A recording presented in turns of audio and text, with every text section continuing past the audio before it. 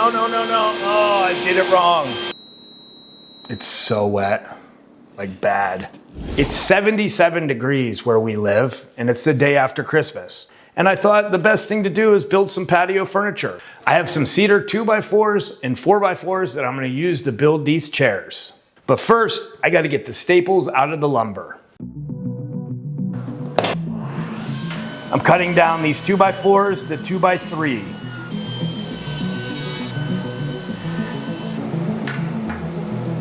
We're cutting the next board down to 1.5 by 1.5. So that last board I cut, it's pretty bowed, but it's going to be patio furniture and it's going to be exposed to the elements. And so I'll try to work around it as much as I can, but I'm not going to make a big deal about it. It'd be different if it was fine furniture. 3 3/8. This build is inspired by a trip I recently took to California for work.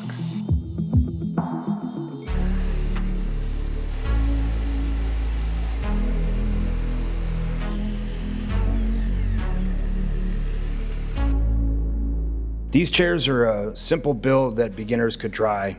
You don't need a lot of tools. I know I showed myself using quite a bit of tools, but really you need any kind of saw, a screwdriver, something that you can cut with angles. So if it's a carpenter square, if you have a miter saw, that would even be great. You don't need many tools for this, and I think that's what makes this a really fun build. So we have our wood cut down to rough size, and as I was cutting it, it felt really moist. So I'm gonna use my moisture meter to check the readings of my wood. Ideally, I want it between 6 and 8%. So I'm probably gonna have to let this wood sit a little bit before I continue and plane it down. I don't recommend working with your wood at this high of a moisture content. If you don't have a humidifier, just let them sit someplace that's cool and dry, and slowly the moisture will come out of them. These probably need to sit for a week. I'm gonna give it a couple days and check them again.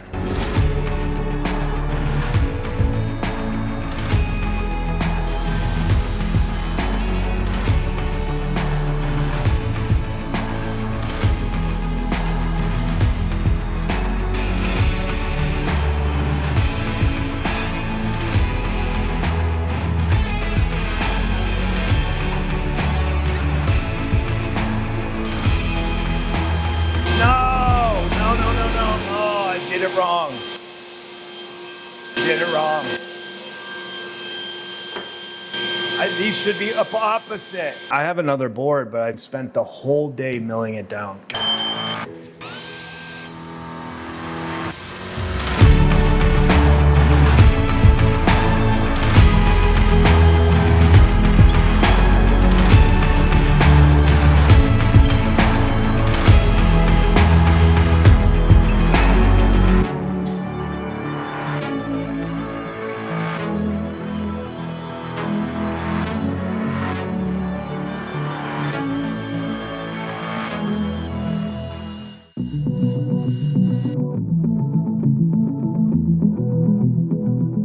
$21 1/4.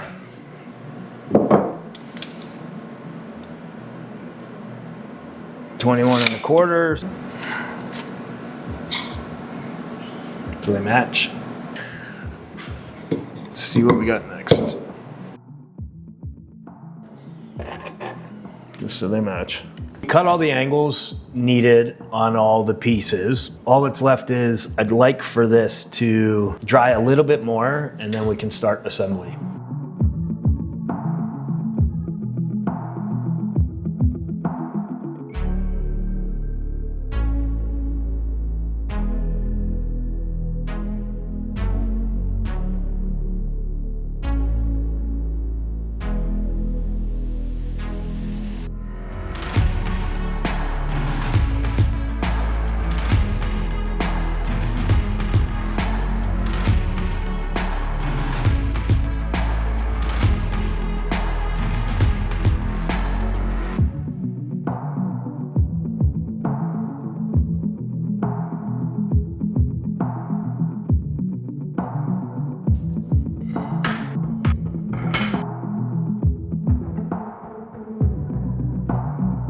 We are back to stickering wood again.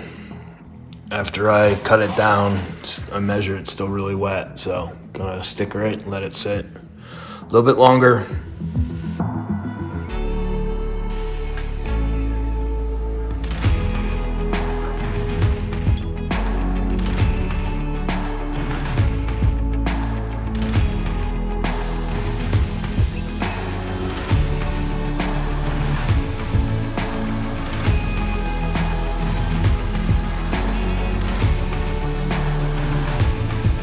Clamping a straight edge before I do the glue up so I have a straight surface to work from to make sure everything's square and true. So we're gonna glue these two up first. CA glue on the outside just to hold it together while it's bonding. You don't have to do this, but I like it. That's side one. And then we'll clamp it after we have the other side. We're gonna do the opposite this time. We have long grain, and so it's a better gluing surface. I cut an offcut of one of the pieces of wood at the same angle as this, so that when I put this on, it creates a straight, flat edge for me to clamp to.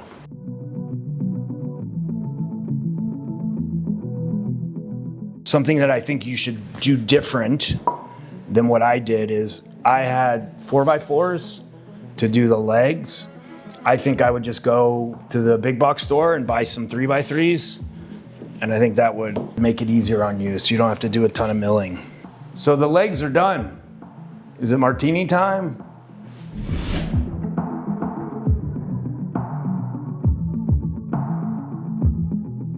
This is a 2-inch spacer. It's a way to have a repeat space in between these slats, and I don't have to worry about measuring every time. I'm gonna get some glue all over the place for sure. Whoop, whoop, whoop, causing mistakes. It's starting to look good though. It's starting to feel like something. While I lived most of my adult life in California, it has been some years since I've been back. The ocean air mixed with the scent of cedar trees got into my blood.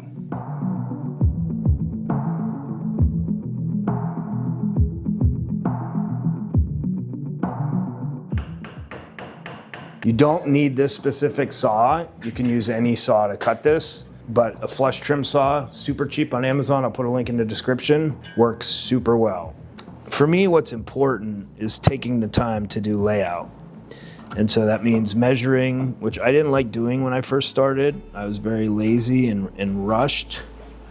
And so I would rush through things and then wonder why things look crazy when it was all said and done. And so even though it's a big time burglar, I like to really spend the time. Going a little high just because all the boards are a little bit bigger. And all I'm doing is putting just a little center mark, little dot. Ooh, see how soft that wood is? Oh boy.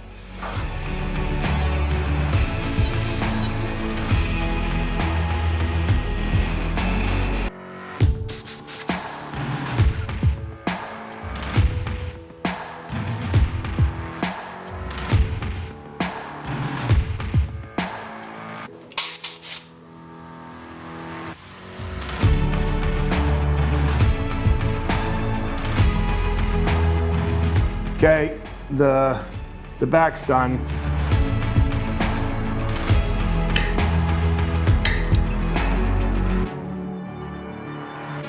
It's important as you drill into the other board that you drill at least half the distance of your original starting board. That way, so if this is 3 inches, I'm at least going 1.5 inches in, and that's just for strength. That's what I like to do. That's not necessarily a fact, but I like to give myself enough depth to hold on, whether it's a screw or a dowel. Oddly enough, this is the first time I've used dimensional lumber since when I first started woodworking. I'm used to using hardwoods all the time, so this is kind of a fun experience for me. Softwoods are really easy to work with, but they have their challenges too. So good experience.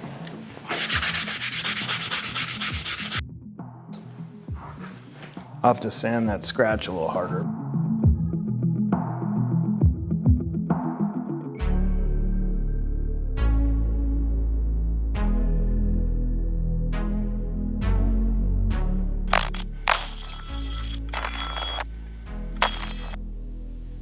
So here's an option you can do. You can put in screws in these holes and then fill them with dowels as another option, just to keep it simple, just to cover it up. Or you could do plugs of the same kind of wood. So I'm gonna do screws just to show you guys, and then I'll show you how I plug it.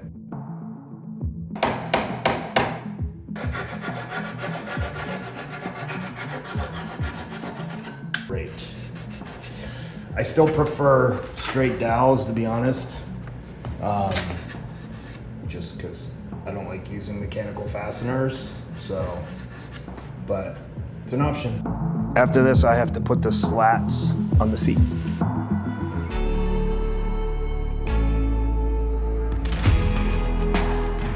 Here's my little spacer. Make sure it's even on every side.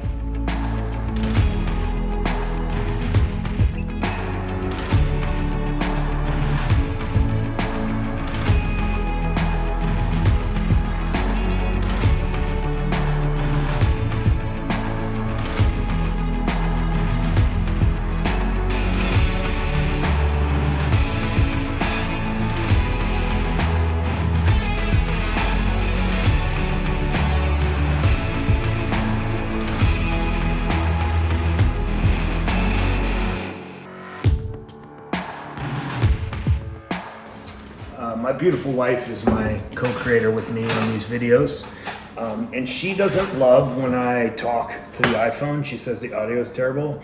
So if you guys feel the same, will you let me know? The microphones we have for our good camera don't really work for the iPhone, so I'd love to hear some feedback. I know there's a fan noise in the background. That's my air filter, and that I'm gonna have them no matter what, because, you know, gotta take care of my health. But let me know. Love to hear some feedback on that. This is an offcut of the cedar, literally from the same boards that I just screwed into the side of the seat. I'm gonna make some plugs.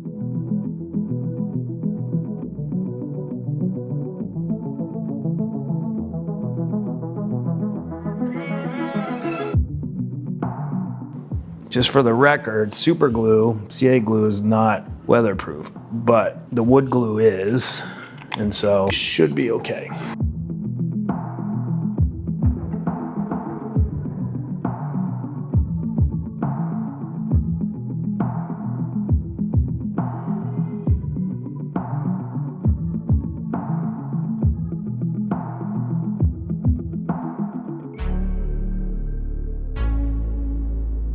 I should clamp it really tight, and then we can tip it up and look at it, yeah?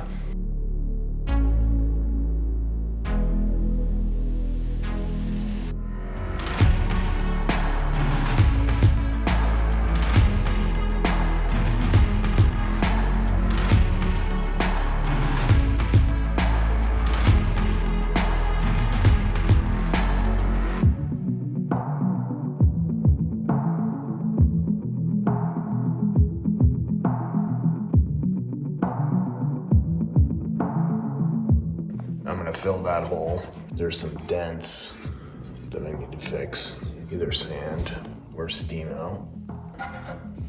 Most of these I'll be able to fill with super glue or UV epoxy. They should be good. Tuck tape I'm gonna be using to build little dams for the resin to stay.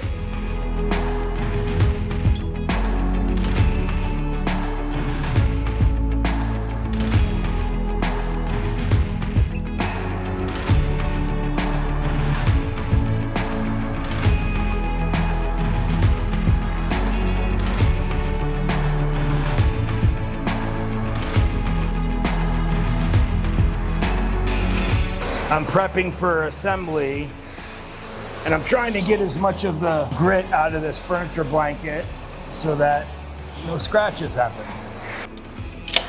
That's pretty much there.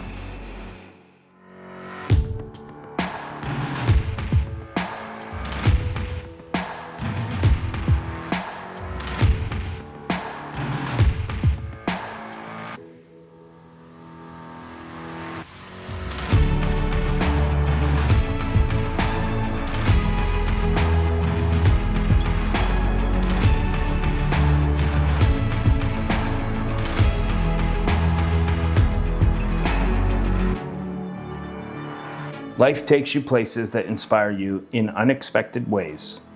And just like cedar stands up to the elements, we can take those moments of inspiration and build something lasting out of them.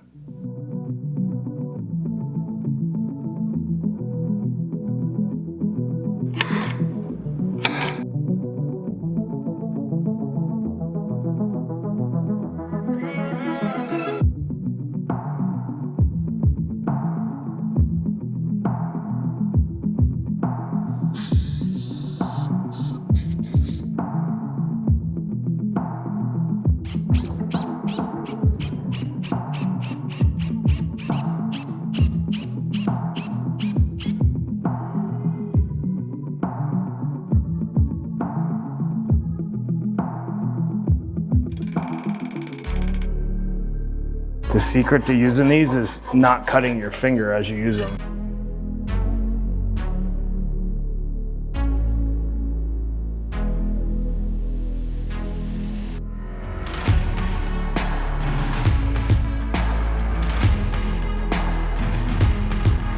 This bit, these are deck screws.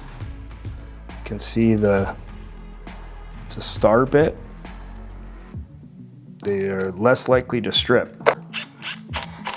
For me, sometimes the easiest way is the best way, but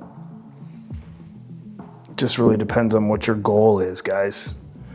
For fine furniture, this is not really something you would do, but for patio furniture, it's totally fine.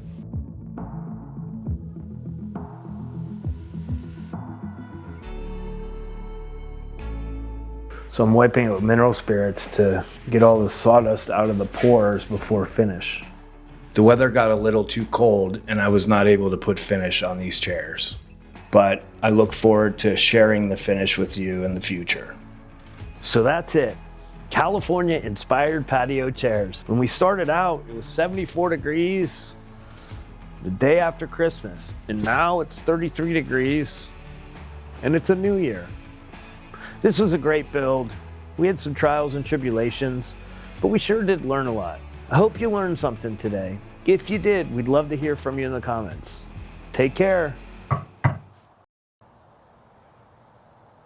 My Festool. Where's my Festool? I need my Festool.